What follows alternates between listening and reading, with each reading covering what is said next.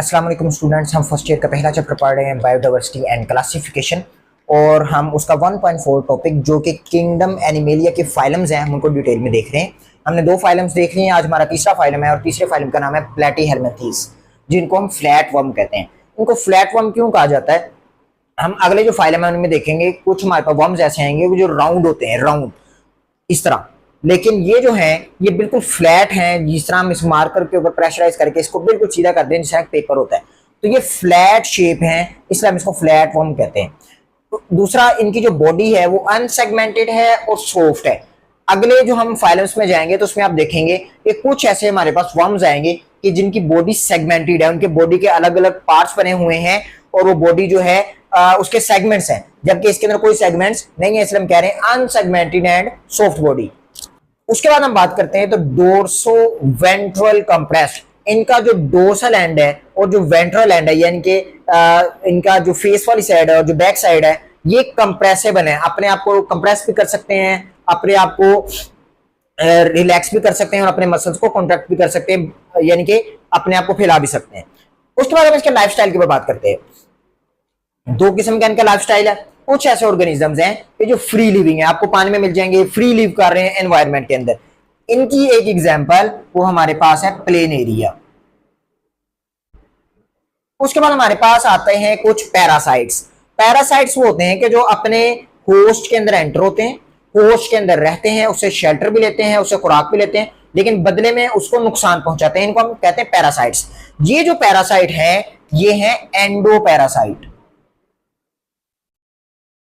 कुछ ऐसे पैरासाइट होते हैं कि जो बॉडी से बाहर रहते हैं, लेकिन ये वो वाले पैरासाइट हैं जो बॉडी के अंदर रहते हैं। और इसकी एक एग्जांपल जो हमारी बुक में लिखी हुई है वो है लिवर वर्ड्स। तो और भी 2 एग्जांपल्स हैं, लेकिन मैं यहाँ पे एक मेंशन कर रहा हूँ। उसके बाद हमारी बुक एक पॉइंट करती है एक्सप्लेन, वो है ट्रिप्लोब्लास्टिक। हमने जो पिछला नाइडेरिया का फाइलम पढ़ा है उसके अंदर आपने देखा होगा कि वो डिप्लोब्लास्टिक था, डिप्लो। उसके अंदर ड्यूरिंग एम्ब्रियोनिक स्टेज जब ब्लास्टुला बनता है तो उसमें 2 लेयर्स बनती थी। इसमें कितनी लेयर्स बनेगी? इसमें 3 लेयर्स बनेगी और तीनों लेयर्स जो हैं उनका नाम होगा एक्टोडर्म, मीजोडर्म एंड एंडोडर्म। तो ये 3 लेयर्स हैं जो during blastula, during embryonic stage इनके अंदर बनती हैं, इसलिए ये ट्रिप्लोब्लास्टिक है। उसके बाद हम आते हैं पैरेन्काइमा टिश्यू। इसके अंदर एक स्पेशल टाइप ऑफ टिश्यूज हैं जो लूजली अटैच होते हैं। कैसे अटैच होते हैं? लूजली अटैच होते हैं, उनको हम कहते हैं पैरेन्काइमा टिश्यू। इनका रोल क्या है? अब ये जो हमारे पास ये जो 3 लेयर्स बन गई हैं, यकीनी तौर पे इन तीनों लेयर्स के दरमियान कुछ ना कुछ स्पेस खाली होगी। तो जो हमारा पैरेन्काइमा सेल है ये लूजली अटैच होता है। लूजली अटैच होने के बाद ये फिल करता है दी स्पेस। इसीलिए हम कहते हैं कि जो हमारे पास प्लेटीहेल्मिंथीज हैं ये एसिलोमेट होते हैं। सिलोमेट हम जो है ना, सिलोमेट ये जो लफ्ज है ये हम कहते हैं कैविटी को, खाली जगह। तो ये एसिलोमेट है, इनमें खाली जगह नहीं है। किसने फिल किया हुआ है? लूजली अटैच पैरेन्काइमा टिश्यू ने स्पेस को फिल किया है, इस वजह से कैविटी नहीं है, इसके लिए हम इनको एसिलोमेट भी कहते हैं। उसके बाद ये बाइलेटरल सिमेट्री है। हमने पिछले में पढ़ा कि आप उसको दाईं तरफ से बाईं तरफ से देखें तो सारे के सारे ऑर्गेनिजम्स एक जैसे नजर आते हैं, जबकि ऐसे नहीं है। इसके अंदर आपका जो एंटीरियर एंड है, जो पोस्टीरियर एंड है किसी भी ऑर्गेनिज्म का, फॉर एग्जाम्पल हम प्लेनेरिया लेते हैं तो वो एंटीरियर एंड और पोस्टीरियर एंड बिल्कुल डिफरेंट है, तो इसलिए हम इसको कहते हैं it is the bilateral symmetry. इसकी बाइलेटरल सिमेट्री है। उसके बाद इसके अंदर कोई रेस्पिरेटरी, कोई सर्कुलेटरी सिस्टम, ट्रांसपोर्ट का सिस्टम डेवलप नहीं है, तो इसलिए ये चीज इसके अंदर एब्सेंट है। अब बात करते हैं हम इसके नर्वस सिस्टम से रिलेटेड। तो यहां पर हम थोड़ी सी इसकी डायग्राम ड्रॉ कर लेते हैं।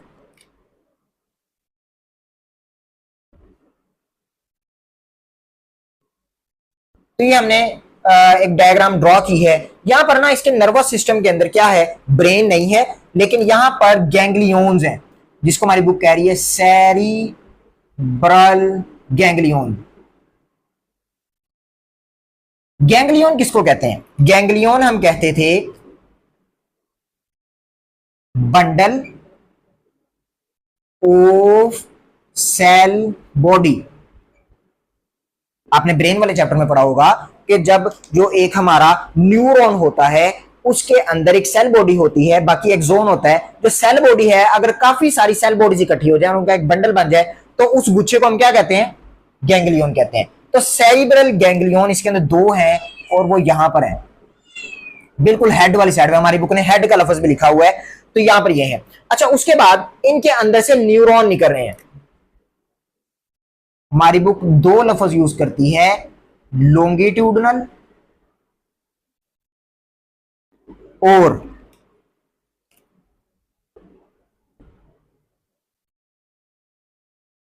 ट्रांसवर्स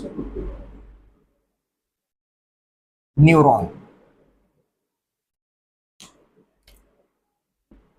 इसका मतलब इसके अंदर बिल्कुल एक ब्रेन डेवलपिंग ऑर्गेनिजम्स के अंदर, यानी कि बिल्कुल फर्स्ट ऑर्गेनिज्म है जिसके अंदर थोड़ा सा ब्रेन का कॉन्सेप्ट आ रहा है कि जिसके अंदर गैंग्लियन है, सेरिब्रल गैंग्लियन उसको नाम दे रहे हैं हम। हेड वाली साइड पे ये दो गैंग्लियन है और ये अटैच है किसके साथ? लॉन्गिट्यूडनल न्यूरॉन के साथ, और फिर वो अंदर ट्रांसफर न्यूरॉन्स भी निकाल रहे हैं। और ये इसका छोटा सा जो है वो एक नर्वस सिस्टम जो डेवलप हुआ है, ये हमने डायग्राम बनाई है प्लेन एरिया की। उसके बाद हम बात करते हैं प्रोटोनेफ्रेडिया, इसको हम एक मिनट बाद में देखते हैं। हम पहले बात कर लेते हैं आई साइड। इसका जो एंटीरियर एंड है ना, वो जो ऊपर वाला एंड है, हमारी बुक कहती है कि वहां पर इसकी आईज है। यकीनी तौर पे नर्वस सिस्टम है तो बॉडी के अंदर होगा। अगर आप प्लेन एरिया की बुक में डायग्राम देखें तो उसमें आपको यहाँ पे दो आईज प्रॉपर तरीके से नजर आ रही हैं। बाकी जो ये अंदर ये जो नर्व, ये जो मैंने गैंग्लियन बनाया, न्यूरॉन्स बनाए, ये बॉडी के अंदर होंगे। उसके बाद हम बात करते हैं इसकी रिप्रोडक्शन की। दो तरीके से रिप्रोड्यूस करते हैं, एसेक्सुअली और सेक्सुअली। ये जो तरीका है इसके अंदर ये जो प्रोसेस यूज करते हैं उसको कहते हैं बाइनरी फिशन।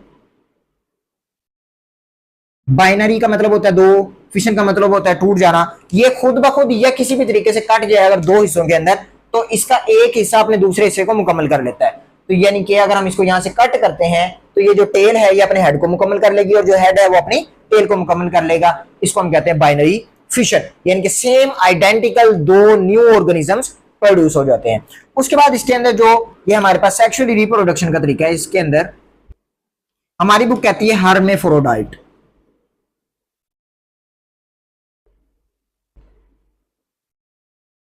वो फ्लैट वर्म्स, वो प्लेटीहेल्मिन्थीज, ये जो सेक्सुअली रिप्रोड्यूस करते हैं उनको हम क्या कह रहे हैं?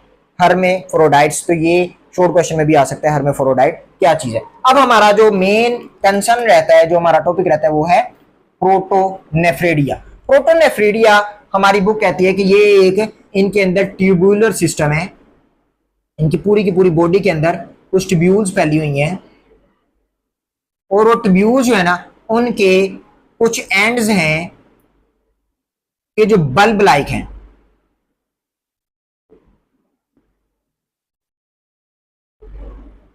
बल्ब लाइक हैं और उन बल्ब लाइक को हमारी बुक कह रही है फ्लेम सेल्स। ट्यूब्यूलर सिस्टम है, पूरी की बॉडी में ट्यूब्यूल्स फैली हुई हैं और उसके अंदर एक अलग सा स्ट्रक्चर है कि जो बल्ब लाइक है उसको बुक क्या कह रही है? Flame cells. और इन फ्लेम सेल्स के ऊपर छोटे छोटे सीलियां हैं और ये जो सीलियां हैं ये क्या करते हैं? इनका काम क्या है कि इन्होंने फूड को एब्जॉर्ब करना है। एब्जॉर्ब करने के बाद वो ट्यूब्यूल्स में जाता है। ट्यूब्यूल्स में जाने के बाद जो है उसकी डाइजेशन होती है और जो न्यूट्रिएंट डाइजेस्टेड होते हैं उनको एब्जॉर्ब करते हैं। और उसके बाद जो अनडाइजेस्टेड वेस्ट मटेरियल रहता है वो एक ओपनिंग के थ्रू बॉडी से रिमूव कर दिया जाता है, जिसको हमारी बुक कह रही है नेफ्रिडियोपोर। तो नेफ्रिडियोपोर वो होल है कि जिसके जरिए से ये ऑर्गेनिज्म अपने अंदर से वेस्ट मटेरियल को बाहर निकालते हैं। सीलिया एब्जॉर्ब करता है न्यूट्रिएंट्स को। फ्लेम सेल्स क्या हैं? ये बल्ब लाइक स्ट्रक्चर है किसके ऊपर? ट्यूब्यूल्स के अंदर। तो ये सारा का सारा इसका छोटा सा आप कह सकते हैं कि ये इसका डाइजेस्टिव सिस्टम है। तो ये हमारा था Platyhelminthes, flat worm, kingdom animalia का तीसरा फाइलम। इससे रिलेटेड अगर आपका कोई क्वेश्चन है तो आप कमेंट में पूछ सकते हैं। मिलते हैं अपने अगले लेक्चर में। अस्सलाम वालेकुम।